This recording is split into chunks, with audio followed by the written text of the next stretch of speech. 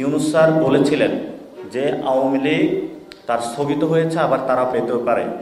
Yunus sir কেন বাংলাদেশে যেই কোনো প্রভাবশালী শাসক হোক না কেন, যদি এই ধরনের চিন্তা ভাবনা যদি তারা করে থাকে, তাহলে ইউনূস স্যারেরও পতন আসন্ন। কারণ বাংলাদেশে আওয়ামী লীগ এবং জাতীয় পার্টির প্রশ্নে বাংলাদেশে কোনো আপোষ করা হবে না।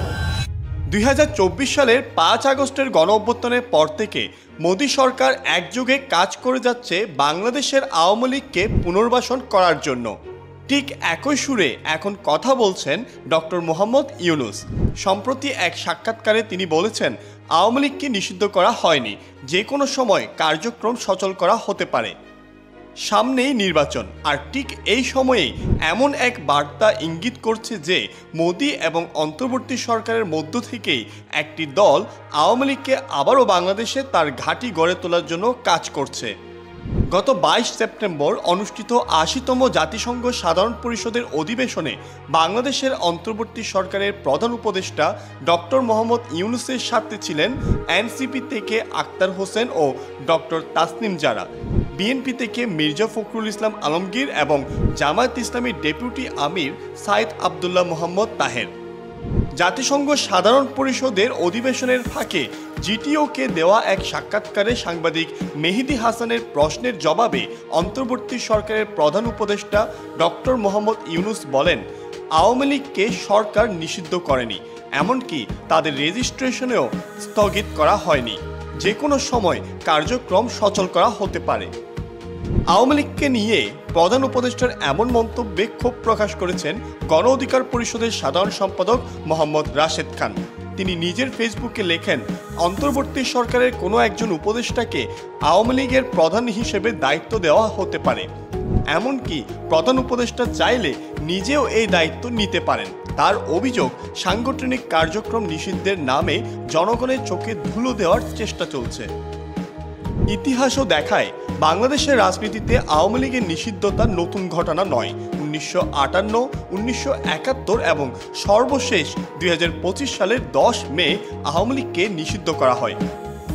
সাক্ষাৎকারে শেখ হাসিনাকে সুরক্ষা দেওয়ার পেছনে ভারতের স্বার্থ সম্পর্কেও প্রশ্ন ওঠে। উত্তরে ডক্টর মোহাম্মদ ইউনূস বলেন, ভারত সরকার শেখ হাসিনাকে পুরো সময় সহযোগিতা করে এসেছে এবং তারা এখনও আশাবাদী যে তিনি হয়তো বিজয়ের বেশে ফেরত আসবেন। ডক্টর ইউনূস স্বীকার করেন যে শেখ হাসিনাকে দেশে ফেরানোর বিষয়ে তিনি ভারতের প্রধানমন্ত্রী নরেন্দ্র মোদীর সাথে কথা বলেছেন। তিনি মোদীকে বলেছেন, আপনারা যদি তাকে রাখতে চান রাখুন, আমি আপনাদের উপদেশ দিতে পারি না, তবে তিনি যাতে আমাদের নিয়ে কথা না বলেন সেটি নিশ্চিত করুন।